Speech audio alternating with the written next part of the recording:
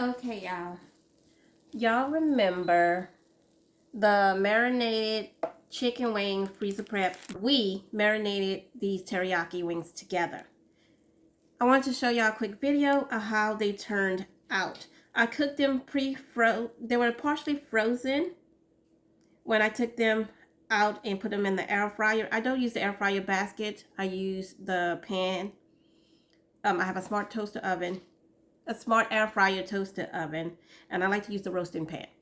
And halfway through, I change the parchment paper and take it off of that excess grease, put it back in. So I cooked this at 385 for about 45 minutes. And y'all, this is a quick close-up because the lighting in my kitchen's kind of crazy.